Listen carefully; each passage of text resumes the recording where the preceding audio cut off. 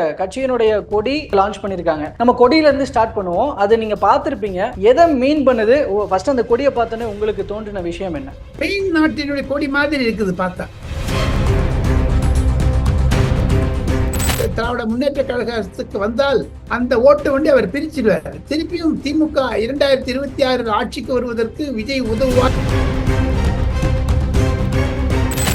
சப்போர்ட்டா இருப்பார், கிறிஸ்டினுக்கு சப்போர்ட்டா இருப்பார்னு சொல்றாங்க. அந்த பாடல்ல தெரியுது என்று. ஆக மொத்தம் அது இந்து விரோத கட்சியா? இந்த கேள்விதான் வரும். கட்சிக்கு பணம் இருந்தாலும் கட்சி நடத்த முடியும் சார், இல்லாமல் நடக்கவே நடக்காது.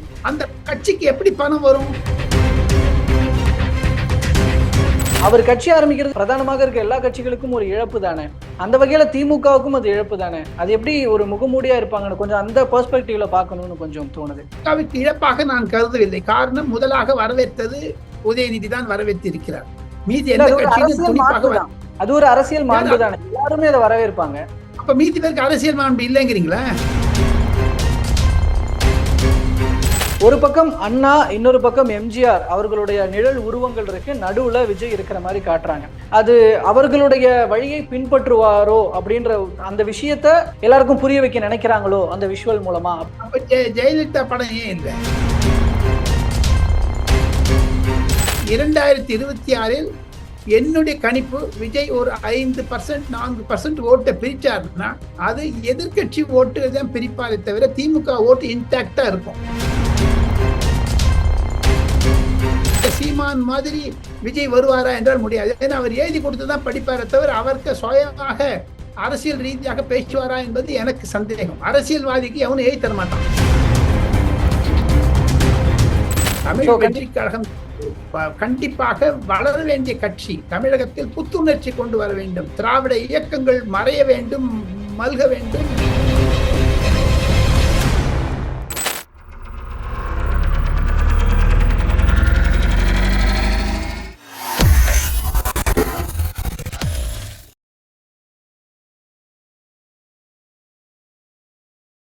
தமிழர்கள் அனைவருக்கும் அன்பு வணக்கம்.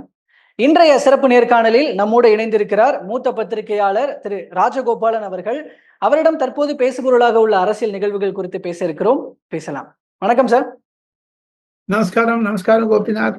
தமிழ் நியூஸ் நேயர்களுக்கும் கோபிநாத் நேயர்களுக்கும் என்னுடைய நமஸ்காரங்கள். டெல்லியில் நடக்கக்கூடிய நிலவரங்கள், குறிப்பாக இன்று 22ஆம் தேதி ஆகஸ்ட், தேர்ஸ்டே, அதாவது 2-2ன்னா 4, 1-1-1-1ன்னா 4. இது 2-4 எதை குறிக்கிறது என்றால் விஜயைத்தான் குறிக்கிறது. தளபதி விஜய் 4ஆம் நம்பர் நல்ல ராசியான நம்பர். ஓகே, ஓகேங்க சார். சோ இந்த பர்టిక్యులர்லி அவர் பத்தி தான் பேசலாம்னு இருக்கோம். அவரே என்கிட்ட சில சமயத்தில் டெல்லிக்கு வந்திருந்த பொழுது ஒரு கமிஷனில் தன்னுடைய கட்சியை ரிஜிஸ்டர் பண்ணுவதற்காக நேற்று முன்தினம் வந்த வழக்கறிஞர்களிடம் பேசும்பொழுது கூட என்னிடம் அவர் தெரிவித்தது தனக்கு எண் 4 என்பதுதான் அவருக்கு ராசியான எண் என்று. அவருடைய காரில் நம்பரை பார்த்தால் 1-1-1-1 தான் இருக்கும். எந்த கார்ல வேணா பாருங்க. இந்த டேட் குறிச்சது காரணம் அதானோ? இன்னைக்கு தேதி 22, அதனால தான் குறிப்பிட்டிருக்காரு. ஓகே. சோ இப்போ அதுல இன்னைக்கு கட்சியினுடைய கொடி பாடல் அப்படின்னு ரெண்டு லான்ச் பண்ணிருக்காங்க. நம்ம கொடியில இருந்து ஸ்டார்ட் பண்ணுவோம். அது நீங்க பார்த்திருப்பீங்க. எதை மீன் பண்ணுது? ஃபர்ஸ்ட் அந்த கொடியை பார்த்தோன்னே உங்களுக்கு தோன்றின விஷயம் என்ன? ஸ்பெயின் நாட்டினுடைய கொடி மாதிரி இருக்குது பார்த்தா. எஸ், அப்படி தகவல்களும் சமூக வலைதளத்துல பேசப்பட்டு இருக்கு. காரணம் என்ன என்று கேட்டால் கோபிநாத், அவருடைய கம்யூனிஸ்ட் சித்தாந்தத்தை தான் அவர் கொண்டு வருகிறார். கட்சி வளர்ப்பதில் வாழ்த்துக்கள். அவருடைய கட்சிக்கு இளைஞர்கள் அதிகமாக இருக்கிறார்கள். அந்த கட்சி நல் பெயர் பெற, ஆட்சி பெற எல்லாம் வல்ல இறைவனை நாம் வேண்ட வேண்டும். ஆனால் அவர் குறிப்பிட்டிருப்பதை பார்த்தால், பாடல்களை பார்த்தால், அவர் கொடுக்கக்கூடிய விளக்கங்களை எல்லாம் பார்த்தால் அது திராவிட முன்னேற்ற கழகத்தினுடைய இணையாக இருக்கக்கூடிய கட்சியாகத்தான் நான் நினைக்கிறேன். காரணம், ஆன்டி இன்கம்பன்சி திராவிட முன்னேற்ற கழகத்துக்கு வந்தால் அந்த ஓட்டு வந்து அவர் பிரிச்சிடுவார். திருப்பியும் திமுக 2026 ஆட்சிக்கு வருவதற்கு விஜய் உதவுவார் என்பதுதான் என்னுடைய கருத்து. சில சீனியர் அரசியல் தலைவர்களுடைய கருத்து கூட டெல்லியில் இருப்பவர்கள். எனினும் புதிய கட்சி வருவது வரவேற்கத்தக்கது. பிரதமர் நரேந்திர மோடி அவர்கள் செங்கோட்டையிலிருந்து பேசும்பொழுது கூட 1 லட்சம் பேர் ஜாதிவாய், அதாவது குடும்ப ஆட்சி இல்லாதவர்கள் வர வேண்டும் என்று. விஜய்க்கு குடும்பமே, அதாவது குடும்ப அரசியல் கிடையாது அவருக்கு. ஓகே. அவருடன் வரக்கூடிய மாணவர்கள் யாருமே இல்லை, ஸ்டூடெண்ட்ஸோ இல்லை தேர்தலில் சந்திக்க வேண்டும் என்று இருப்பவர்களோ தெரியவில்லை. அவருடைய கோட்பாடு என்ன? அரசியல் நிர்வாகிகள் யார் யார்? அவர் யூனிஃபார்ம் சிவில் கோடை ஒப்புக்கிறாரா, எதிர்க்கிறாரா? மேகதாது அணை பற்றி, காவிரி பிரச்சனையை பற்றி இதையெல்லாம் பேச வேண்டும். அவருக்கு வக்ஃப் போர்டுல அவருடைய என்ன எண்ணங்கள், அவர் என்ன ஆதரிக்கிறாரா, எதிர்க்கிறாரா? மத்திய அரசாங்கத்துடைய கொள்கைகளை அவர் ஆதரிக்கிறாரா, எதிர்க்கிறாரா? இந்துக்கள், அது அவர்ல பார்த்தீங்கன்னா நிறைய பேர் அவர் முஸ்லீமுக்கு சப்போர்ட்டா இருப்பாரு, கிறிஸ்டினுக்கு சப்போர்ட்டா இருப்பாருன்னு சொல்றாங்க. அந்த பாடல்ல தெரியுது என்று. ஆக மொத்தம் அது இந்து விரோத கட்சியா? இந்த கேள்வி எல்லாம் வரும். ஓகே. எனினும் இல்ல, சமத்துவன்ற ஒரு ஒரு வரியின் கீழே தானே இது ஒட்டுமொத்த கொள்கைகளும் இருக்கு. எல்லாரும் ஈக்குவல்ன்ற பார்வையில பார்க்கணும் அப்படிங்கிறது தானே அவங்களுடைய டேக்லைனா இருக்கு. இப்போ இல்ல மதம் சார்ந்தோ சாதி சார்ந்தோ ஏன் இவர்களுக்கு எதிராக இருப்பாருன்ற பாயிண்ட்டுக்கு போகணும்ன்ற தேவை இருக்கா? அவர் கொடியில பாத்தீங்கன்னா பாருங்க, ஒரு 28 நட்சத்திரம் வச்சிருக்காரு. நட்சத்திரமே 27 தான் மொத்தமே, நாட் 28. ஓகே. 28வது நட்சத்திரத்தை வச்சிருக்கா தெரியல. ஒன்று. இரண்டாவது 2 யானையை வச்சிருக்காரு. யானை என்பது பகுஜன் சமாஜ் கட்சி மாயாவத்தினுடைய சின்னம் அது. ஆக மொத்தம் இது தலித்களை ஈர்க்கிறாரா? அது கூட ஒரு கேள்வி வரும். சமத்துவம் என்றாலே மேற்குடி மக்களை எதிர்ப்பதுதான் என்பதுதான் சமத்துவத்தினுடைய, அதுதான் ஈவி ராமசுவாமி நாயக்கருடைய சித்தாந்தம் கூட, மு கருணாநிதி ஐயாவுடைய சித்தாந்தம் கூட. சமத்துவபுரம் என்று சொல்லி பிராமணர்களையும் ரெட்டியார்களையும் முதலியார்களையும் செட்டியார்களையும் ஒதுக்கி வைப்பதுதான் சமத்துவம் என்று நினைத்தால் அந்த குழியில இவர் விழுந்துருவாரோன்ற ஒரு அச்சம் சிலருக்கு இருக்கிறது, எனக்கும் இருக்கிறது. இந்தியாவில் குறைந்தது 4500 கட்சி இருக்குது இந்தியாவில. தேர்தல் கமிஷனுடைய வெப்சைட்டுக்கு போனீங்கன்னாலே தெரியும். ரிஜிஸ்டர்ட் 1117 என்னமோ, அன்ரிஜிஸ்டர்ட் 2000 சொச்சம், எல்லாம் சேர்ந்து 4000 கட்சி வரும். அது இது 4001 கட்சி ஆயிடுமா இது விஜய்? இது இவருடைய சித்தாந்தம் என்ன? அதையும் தவிர கடந்த 40 ஆண்டுகளாக தமிழகத்தை டெல்லியிலிருந்து பார்ப்பவன் நான். தினமணி, வார்த்தா போன்ற பத்திரிகைகளில், Times Now, Times of India போன்ற பத்திரிகைகளில் அரசியல் ஆசிரியராக இருந்த பின்னணியில் பார்த்தால், வைகோ அவர்கள் எப்பொழுது கட்சி ஆரம்பித்தாரோ, பெரியவர் வைகோ என்னை விட்டு ஒரு நிமிஷம் கூட போக மாட்டாரு. As a leader and journalist, அந்த ரிலேஷன்ஷிப் அவருடன் நான் பல நாடுகளுக்கு பயணம் செய்திருக்கிறேன். தேர்தல் கமிஷனுக்கு TN சேஷன் அவர்கள் தேர்தல் கமிஷனாக இருந்த பொழுது மறுமலர்ச்சி திராவிட முன்னேற்ற கழகம் என்பதை ரிஜிஸ்டர் பண்ணுவதற்கு அவருக்கு 2-3 மாதங்கள் ஆகிவிட்டது. கொடி பெயர் வைகோ, ஒய் நாட் என்றெல்லாம் TN சேஷன் அவரை கேட்பார். ஆனால் ஒரு நாள் அவருடன் இருந்த பொழுது பெரியவர் வைகோ என்னிடம் தெரிவித்தது, ஒரு நாளைக்கு 10 - 15 லட்சம் ரூபாய் மட்டும் செலவாகுது ராஜகோபால், என்னால் தாக்கு பிடிக்க முடியல, கட்சி நடத்துவதெல்லாம் மிக கடினமானது என்று சொன்னார். அதை வைத்து பார்த்தால் விஜய் எப்படி தனக்கு கட்சிக்கு பணம் இருந்தாலும் கட்சி நடத்த முடியும் சார், இல்லாமல் நடக்கவே நடக்காதுங்க. அந்த கட்சிக்கு எப்படி பணம் வரும்? உதாரணத்திற்கு சொல்ல போனால் விடுதலை சிறுத்தைகள் கூட கட்சி நடத்துறாரு. ஆனா சமீப காலமாக அந்த சாதிக் ஷரீஃபினுடைய தம்பி அரெஸ்ட் ஆனது, இவருடைய தம்பி அரெஸ்ட் ஆனது, அவர் VCK சொல்றதெல்லாம் பார்த்தா பயமா இருக்குது. அரவிந்த் கெஜ்ரிவால் சாராய கொள்ளையில் மாட்டிக்கொண்டு சிக்கிக் கொண்டிருக்கிறார். ஆனால் விஜய்க்கு அந்த பணத்துக்கு கஷ்டமே கிடையாது, நிறைய பணம் வச்சிருக்காரு, யாரா கொடுப்பாங்க. ஆனால் ரஜினிகாந்த் ஏன் பின்தொடங்கினார்? சிவாஜி கணேசன் கட்சி ஆரம்பிப்பார் என்று ஆரம்பிக்கவில்லை. அதே மாதிரி MGR ஆரம்பித்தார், அவர் வெற்றி பெற்றார். அனைத்து சினிமாக்காரர்களும் வெற்றி பெறுவார்கள் என்ற ஒரு நிலை இல்லை என்று தான் என்னுடைய கருத்து. காரணம், இப்பொழுது இருக்கக்கூடிய நிலைமையில் இளைஞர்கள் விஜய் பக்கம் ஈர்க்கப்பட்டிருக்கிறார்கள். அவருடைய கொள்கை இளைஞர்களை சார்ந்து இருந்தால் தமிழகத்தில் இருக்கக்கூடிய பிரச்சனைகளை எப்படி அவர் சமாளிக்க போகிறார், கொள்கைகள் என்ன, இதையெல்லாம் நான் பார்க்க வேண்டிய கருத்து தெரிவிக்கும். இப்ப பாருங்க, ADMKல இருந்து சில பேர் வந்து சேருவாங்க, DMKல இருந்து வந்து சேருவாங்க. சில பேர், சில தொழிலதிபர்கள் பணம் கொடுப்பார்கள், சில தொழிலதிபர்கள் பணம் கொடுக்க மாட்டார்கள். இதெல்லாம் நிறைய இருக்குது. இப்ப மேற்கு வங்காளத்தில் நடந்த கற்பழிப்பு சமாச்சாரம், டாக்டருடைய விஷயம், அதில் விஜய் கருத்து என்ன? ஒரு நிருபர் கூட்டம் வச்சாதான் அவர் வண்டவாளம் தண்டவாளத்துல ஓடும் சார். ஓகே. இல்ல, இப்போ இவருடைய இந்த விஷயத்துல அந்த கட்சி கொடி கம்யூனிசம் சார்ந்து பேசுகிறார் அப்படின்னு ஒரு பக்கம் சொல்றது, இன்னொரு பக்கம் திராவிடம் சார்ந்தோ இது போய் அதுக்கு பேரலா போயிடுவாரோ அப்படின்ற ஒரு பார்வை இருக்கிறதுன்னு சொல்றீங்க. அப்ப இந்த கட்சி கொடியும் இல்ல பாடலையும் சார்ந்து அவருடைய கொள்கை இப்படிப்பட்டதாக இருக்கும், செயல்பாடு இப்படிப்பட்டதாக இருக்குமோன்ற ஐயம் எழுகிறதுன்றதுல கொஞ்சம் டீடைல்டு வியூ என்னன்னு தெரிஞ்சுக்க விரும்புறேங்க சார். டீடைல் வியூ என்னன்னு கேட்டால், இவர் திமுகவிற்கு இணையாக இருப்பார், திமுக கட்சியினுடைய முகமூடித்தான் என்று நான் நினைக்கிறேன். ஓகே. இல்ல ஆனா இங்க இருக்கிற பார்வை அவங்களுக்கு ஆப்போசிட்டா இருக்கிறாங்க. ஏன்னா இந்த பாடல்ல கூட 2 யானைகள் அப்படின்றது வந்து பிரதானமாக இருக்கிற கட்சிகள் அப்படின்றது தானே இங்க சிலரால புரிஞ்சுக்கப்படுது. திமுகவுக்கும், அதிமுகவுக்கும் ஒரு மாற்றாக கொண்டு வரணும் அப்படிங்கிற ஒரு விஷயம், திராவிட கட்சிகளுக்கு மாற்றாக வரணும் அப்படிங்கிற ஒரு பாயிண்ட்ல ஏன் பார்க்கக்கூடாது இத? அப்ப சித்தாந்தம் என்ன இருக்குது? மாற்றாக இருந்தால் சித்தாந்தமும் திராவிட சித்தாந்தமாகத்தான் இருக்கிறது. ம். தமிழுக்கு வணக்கம் தெரிவிக்கிறார், யாரும் இல்லை என்று சொல்லவில்லை. அவருடைய கொள்கை கம்யூனிச சார்ந்ததாகத்தான் இருக்கிறது, சிறுபான்மையை வளர்ச்சித்தான் இருக்கிறது. ஆக மொத்தம் பெரும்பான்மையர் வேண்டாம் என்பதுதான் அவருக்கு கட்சியினுடைய கொள்கை. அப்படி கொச்சைப்படுத்த மாட்டார் என்று தான் நான் நினைக்கிறேன். காரணம், அவருடைய colours combination red and yellow இதெல்லாம் பார்த்தா என்னமோ தோணுதுங்க.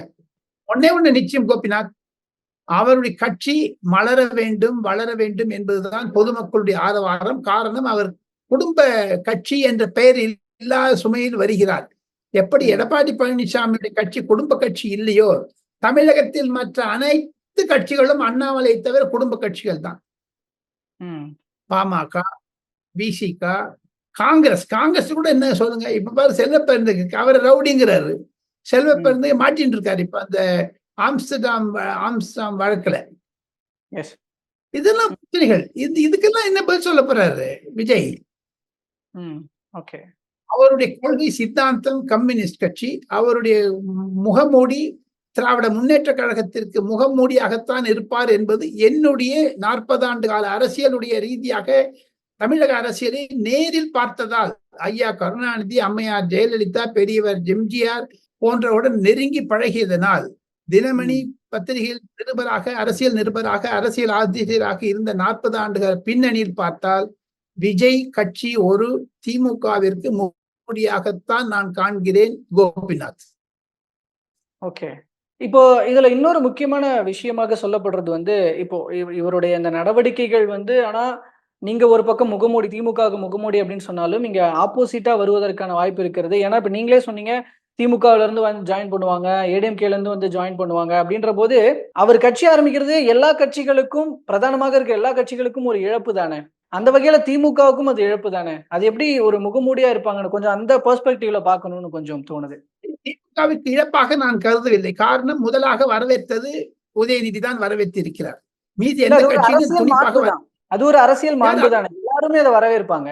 அப்ப மீதி பேருக்கு அரசியல் மாண்பு இல்லைங்கிறீங்களா? எல்லாருமே தான் அதை வரவேற்பாங்கன்னு சொல்றேன். இப்போ ஒரு கட்சி ஆரம்பிக்கிறார், எல்லாரும் ஏன் முதலாக முந்திக் கொள்கிறார் உதயநிதி? இது சினிமாவில் தொடர்பட்ட கட்சியாக இருக்கிறதே விஜயினுடைய கட்சி. பாடல் ஆசிரியர் விவேக், விஷய அமைச்சர் எல்லாமே சினிமா பேக்ரவுண்ட்ல தான் இருக்குது. ஒரு நிஜமாவே ஒரு பாருங்க, பவன் கல்யாண் அண்டை மாநிலமான ஆந்திராவில் கட்சி ஆரம்பித்தார். 10 வருடங்கள் ஆகியது. கட்சி இன்று ஆட்சிக்கு வந்திருக்கிறது. புரட்சி புயல் என்று சொல்லுகிறார்கள் அவரை. நரேந்திர மோடி கூட ஆந்தி ஹே அப்படின்னு சொன்னார். இது வந்து ஒரு புரட்சி புயலாக இருக்கிறது என்று நரேந்திர மோடி வர்ணித்தார். அந்த மாதிரி பெயரை விஜய் எடுப்பாரா என்று தெரியவில்லை. காரணம், பவன் கல்யாண் கட்சி ஆரம்பித்த போது முதல்ல சொல்லிட்டார், I am anti Congress, I am anti ராகுல் காந்தி அடிச்சு போட்டு சொன்னார், ஆந்திராவை பிரித்தது தவறு என்று. அந்த மாதிரியான ஒரு ஸ்ட்ராங் ஆட்டிடியூட் எடுப்பாரா விஜய்? ஒரு பத்திரிகையாளர் அறிக்கை விட சொல்லுங்க சார். ட்விட்டர்லயும் அறிக்கையிலையும் நடக்காது சார். பத்திரிகை சம்மேளனம் வைத்தாதான், ஒரு பத்திரிகை நிருபர்கள் கூட்டம் வைத்தால்தான் ஒரு 10 நிருபர் 10 கோணத்தில் கேட்பார்கள். அப்பொழுதுதான் அவருடைய உண்மை நிலவரம் தெரியும். ஓகே. இல்ல அப்படியாப்பட்ட ஒரு நிகழ்வு அவர்கிட்ட எதிர்பார்க்கலாம் சார். அது எப்ப பண்றாரு அப்படிங்கிறதையும் பார்க்கலாம். இதுல நீங்க திமுகவுக்கு முகமூடியாக இருப்பாரு சொல்லும் போது, அந்த பாடல்ல ஒரு விஷுவல்ல இடம்பெற்ற ஒரு காட்சி என்னன்னா, ஒரு பக்கம் அண்ணா, இன்னொரு பக்கம் எம்ஜிஆர் அவர்களுடைய நிழல் உருவங்கள் இருக்கு, நடுவுல விஜய் இருக்கிற மாதிரி காட்டுறாங்க. அது அவர்களுடைய வழியை பின்பற்றுவாரோ அப்படின்ற அந்த விஷயத்த எல்லாருக்கும் புரிய வைக்க நினைக்கிறாங்களோ அந்த விஷுவல் மூலமா அப்படிங்கிறது ஒரு பார்வையை அங்க புரிஞ்சுக்கப்பட்டது. நானே அப்படிதான் பார்த்தேன் அதை. நீங்க அந்த விஷுவல் பாத்தீங்களா? அப்ப இது ஏடிஎம்கேக்கு ஃபேவர், அந்த பாதையில போறதுன்ற ஒரு கோணமும் இதுல வைக்கப்படுது. அப்ப ஜெயலலிதா படம் ஏன் இல்ல? ம். ஏடிஎம்கே பக்கம் போறதா இருந்தா ஜெயலலிதா பக்கம் இல்லையே. இன்று மு.க. ஸ்டாலினுக்கு எதிரி ஜெயலலிதா தான். கட்சி ரீதியாக இரட்டை இலை தான். இது இரட்டை யானை வந்திருக்கிறது, இரட்டை இலைக்கு பதிலாக. சோ இவர் தேர்தல் சின்னம் கூட யானையை சம்பந்தப்பட்டு இருந்தா என்ன பண்ணலாம் சொல்லு. அது நடு குதிரை வேற ஓடுது. சோ இதெல்லாம் பார்த்தா ஒரு அனிமல்ஸ் மேல ரொம்ப இன்ட்ரெஸ்ட் இருப்பதாகத்தான் தெரிகிறது. போக போகத்தான் பார்க்க வேண்டும். 2026 என்னுடைய கணிப்பு விஜய் ஒரு 5% 4% ஓட்டை பிரிச்சாருன்னா அது எதிர்கட்சி ஓட்டு தான் பிரிப்பாரே தவிர திமுக ஓட்டு இன்டாக்டா இருக்கும். எனக்கு அதுல ஒரு சின்ன குழப்பம் இருக்குங்க சார். ஏன்னா இப்ப எப்படி இருந்தாலும் இவருக்கு ஃபேவரபிளான இல்ல ஒரு மாற்றத்தை எதிர்பார்க்கிறவங்க அனைத்து கட்சிக்கும் ஒரு ஆதரவை தெரிவிக்கிறவங்களா தான் இருப்பாங்க. ஒரு மாற்றத்தை எதிர்பார்க்கிறவங்க அப்படின்றது. அப்ப சரிவுன்றது டிஎம்கே பக்கம் மட்டும் வராதா? டிஎம்கே பக்கம் அதாவது என்னுடைய அணுகுமுறை எப்படி இருக்கும் என்று கேட்டால் இவருக்கு you must give him a chance to expose himself to the policies and principles, ideology இதெல்லாம் தெரிஞ்சுக்கணும். ஒண்ணு. இரண்டாவது, ஒரு தேர்தலில் இவர் வெற்றி வாகை சூடுவார் தோல்வி அடைவார் என்று சொல்லவே முடியாது. 2-3 தேர்தல் வேணுங்க. அரவிந்த் கெஜ்ரிவால் மாதிரி ஃபர்ஸ்ட் தேர்தலே ஜெயிச்சுட்டு அப்புறம் ஊழல் ஆக்க முடியாது. இவருக்கு அந்த அந்த ஒரு பக்க பலம் இல்லை. காரணம் எதான சினிமான்னு வந்தாருன்னா கட்சியை ஆரம்பிக்கிறேன்றாரு. சினிமா ரிலீஸ் ஆன பிறகு பின்னாடி போயிடுறாரு. ரஜினிகாந்த் ஸ்டைல்ல பண்றாரு. அதெல்லாம் ரஜினிகாந்த் ஏன் தோல்வி அடைந்தார்? ரஜினிகாந்துடைய அரசியல் ஆன்மீக அரசியலாக இருந்து தடால்னு பிரேக் போட்டுட்டு அவர் கட்சி ஆரம்பிச்சிட்டாரு. ஆல்மோஸ்ட் ஆரம்பிச்சிட்டாரு. ஒரு பெரிய புரட்சியாக வரும் என்று நினைத்தார்கள். தமிழ் பற்றியும் அர்ஜுன் மூர்த்தி போன்றவர்களையும் அதையும் தவிர மற்ற நிர்வாகிகள் எல்லாம் அறிவிச்சிட்டாரு. கடைசியில வித்துட்டு ஆயிட்டாரு. என்ன தெரியல. அது ஒருவேளை சினிமா தொடர்புடையதா அல்லது தயாநிதி மாறன் கலாநிதி மாறன் குழப்பினார்களா என்றெல்லாம் நானே அவர்கிட்ட கேட்டிருக்கேன். நான் ஒரு 2-3 தரம். எப்பெல்லாம் நான் எலெக்ஷன் சிம்பிள் அனௌன்ஸ் பண்ணதுக்கு முன்னாடி என்கிட்ட நிறைய auto rickshaw election simple announce பண்ணிட்டாங்க கோபிநாத். அவ்வளவு நெருக்கமாக இருந்து காலவாரி விட்டாரு. அந்த மாதிரி விஜய் பண்ணக்கூடாதோ என்ற எச்சம் கூட எனக்கு இருக்கிறது. இவ்வளவு தூரம் பண்றவரு அப்போ அந்த லெவல் போய் பின்வாங்குவதற்கான வாய்ப்பு இருக்குன்னு நினைக்கிறீங்களா? அப்போ ரஜினிகாந்த் பின்வாங்கல என்ன? ரஜினிகாந்தை விட விஜய் நான் பெருசா இது ரேட் பண்ணலீங்க கோபிநாத். ரஜினிகாந்த் ஒரு சூப்பர் ஸ்டார். அவருக்கு இணையாக வருவதற்கு இன்னும் 5-6 வருஷம் பிடிக்கும். இவர் சூப்பர் ஆயிடுவார். யாரும் இல்லைங்கிற நிறைய ஃபாலோவர்ஸ் இருக்காங்க இவருக்கு. ஆனால் சமத்துவம் சொல்லி எதிர் வினையை கொண்டு வந்து தாங்களே குறிப்பிட்டீர்கள். நானும் அதை நோட் பண்ணேன். அண்ணானுடைய படம் எல்லாம் வருது, கொஞ்சம் கொஞ்சமா லேசா வந்துட்டு போகுது. What does it mean? அப்பயும் ஜெயலலிதா எம்ஜிஆர் படத்தெல்லாம் காமிக்கல. அப்போ காமராஜர் படத்தை காமிக்க தமிழ் தியாகிகள் என்றால் ராஜகோபாலாச்சாரி தமிழகத்தினுடைய முதலமைச்சர் படத்தை காண்பிக்க வேண்டாமா? ஓமந்தூர் ராமசாமி ரெட்டியாரை காண்பிக்க வேண்டாமா? சோ அதெல்லாம் தியாகிகள் என்றால் அவர்கள் தான். இவர் சொல்றது தமிழக தியாகி தான். எல்டிடி பிரபாகரனை சப்போர்ட் பண்ணுவாரா? இதுல ஒரு இல்ல ஒண்ணு ஒரு இல்லையா? ஓகே. இதெல்லாம் ஒரு நிருபர் வச்சுட்டீங்கன்னா 10 பேர் கேள்வி கேட்டானா அவருடைய திங்கிங் ப்ராசஸ் புரியும். அப்போ பாடல் மூலமாக அவர் பேசுவதன் மூலமாக ஒருவரும் புரிந்து கொள்ள முடியாது. ஓகே. இதுல ஆமா சொன்ன மாதிரி சில யூகங்கள் தான் நம்மளால கட்டமைக்க முடியும். அந்த மாநில மாநாட்டுல இதற்கான விளக்கங்களை சொல்றேன்னு சொல்லியிருக்காங்க, கொள்கைகளையும் சொல்றேன்னு சொல்லியிருக்காங்க. அதுலதான் நம்ம தொடர்ந்து என்று நான் கேள்விப்பட்டேன். செப்டம்பர் 22 என்று நான் கேள்விப்பட்டேன். சோ ஆக மொத்தம் we will wait and watch. So அதுல பொறுத்திருந்து பார்ப்போம் சார். ஆனா இதுல இன்னொரு விஷயம் சொல்லுங்க. Yes sir. இப்போ இதுல ஒருவேளை அந்த விஜய் சீமான் கூட்டணி அப்படிங்கிறதும் இதை தொடர்ந்து பேசப்படுகிறது. இப்போ அப்படி வந்தா யாருக்கு அதற்கான தேவை இருக்கிறது? அப்படி ஒருவேளை ஒரு அமைஞ்சதுனாலோ இல்ல அமையுமா அமையாதா, இல்ல அமைஞ்சதுன்னா என்ன நடக்கும் அப்படிங்கிற ஒரு வியூ உங்களுடைய பார்வையில? அமையாது. விஜய் வேறான்னு இதை முடிவு பண்ணுவாரோ? சீமான முடிவு பண்ணும்போது இந்த 2 கை கைட்டு சத்தம் வருது. இப்படி பண்ணி சத்தம் எங்க வருது? You have to clap with both hands இல்லைங்களா? அப்பதானே you get ஒரு ஃபிக்ஷன் சவுண்ட் மாதிரி ஒண்ணு வரும். சோ அந்த 2026 அரசு கெட்ட போக மாட்டாங்க. விஜய் கெட்ட போக மாட்டாங்க.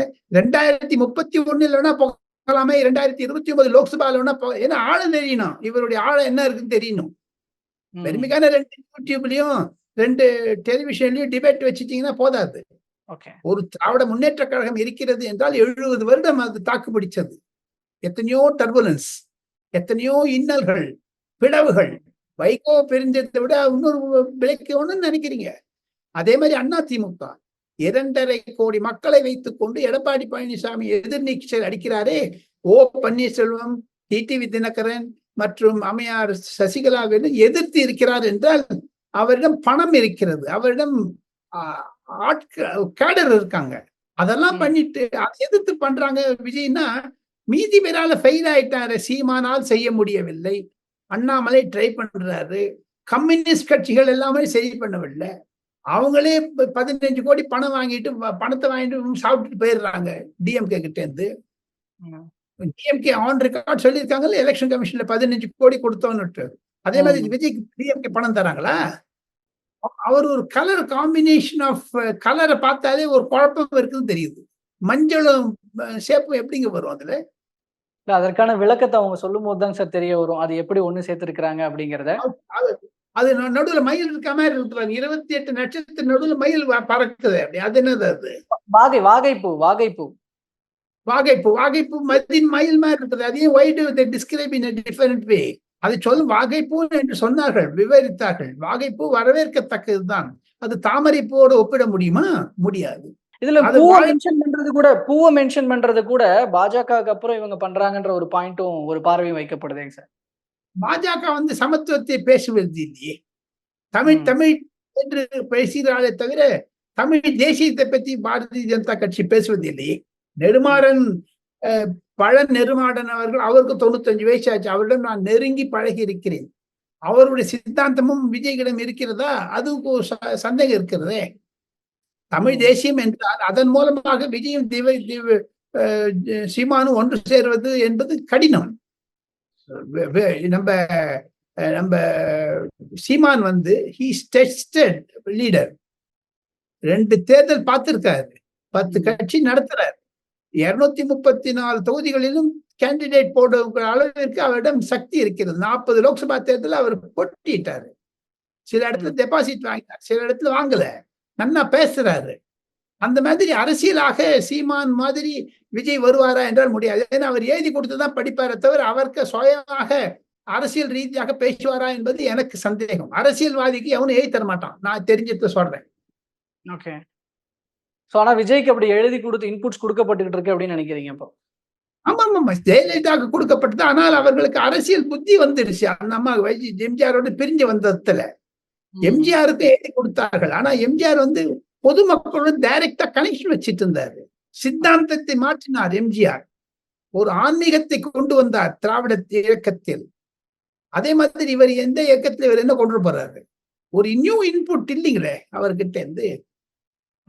என்ன கேட்டீங்கன்னா, முதல்ல கொள்கையை அனுபவிச்சுட்டு கொடியும் ஒரே நாள்ல பண்ணிருக்கணுமே தவிர ஸ்பிரிட் பண்ணி இருக்க கூடாது. அதுதான் சினிமா ஸ்டைல். சஸ்பென்ஸ் வச்சுட்டே போறேன். ஏன்னா இன்னும் 2 வருஷம் இருக்குது. 2 வருஷத்தை படுத்துடக்கூடாது, அந்த பயம் அவங்களுக்கு இருக்குது. கண்டிப்பாக நான் சொல்லுகிறேன், தமிழ் நியூஸ் மூலமாக கோபிநாத் ராஜகோபால் பேசுவதை விஜய் கண்டிப்பாக கேட்டு பார்ப்பார். நாம் எதிர்கருத்துக்களை சொல்லுகிறோம். அவருக்கு இது மாதிரி வேண்டும் என்று நான் நினைக்கிறோம். அவர் வாழ்க என்று சொல்லுகிறோம். அவர் வளர வேண்டும் என்ற எண்ணம் இருக்கிறது. தமிழ் வெற்றி கழகம் கண்டிப்பாக வளர வேண்டிய கட்சி. தமிழகத்தில் புத்துணர்ச்சி கொண்டு வர வேண்டும். திராவிட இயக்கங்கள் மறைய வேண்டும், மல்க வேண்டும். அதையும் தவிர ஒரு டெசிமேட் ஆக வேண்டிய நிலைமை. காரணம் 70 வருடங்கள் தமிழகத்தில் இளைஞர்களுடைய எதிர்காலத்தை பாழடித்தது என்றால் இந்த 2 திராவிட கழகங்கள் என்று பலர் கூறுகிறார்களே, அதில் உண்மைதான் இருக்கிறது. ஓகே. சோ ஓகேங்க சார். அப்ப இந்த விஷயங்கள் பல்வேறு யூகங்கள் இருக்கு, பல்வேறு கேள்விகள் இருக்கு. இது எல்லாத்துக்கும் அவங்களுடைய மாநாட்டுல வந்து பதில் கிடைக்கும் அப்படிங்கிறத பார்க்கலாம். அப்படிதான் எதிர்பார்க்கிறோம். அந்த மாநாடை எதிர்நோக்கி காத்திருப்போம். ஸோ ஓகே, இப்போ நிறைய விஷயங்கள் உள்ள இருக்கு, குழப்பங்கள் உள்ள இருக்கு. அதற்கான தீர்வுகளோ முடிவுகளோ எப்படி வெளிப்பட போகிறது அப்படிங்கிறத பொறுத்திருந்து பார்க்க வேண்டிய தேவையும் இருக்கு. பொறுத்திருந்து பார்க்கலாம் சார். அதை பற்றியும் தொடர்ந்து பேசலாம். இப்போ வரைக்கும் பல்வேறு கருத்துக்களையும் தகவல்களையும் எங்கள் மூலமாக மக்களோடும் பகிர்ந்துகிட்டதுக்கு ரொம்ப நன்றிங்க சார். நன்றி. நமஸ்கார்.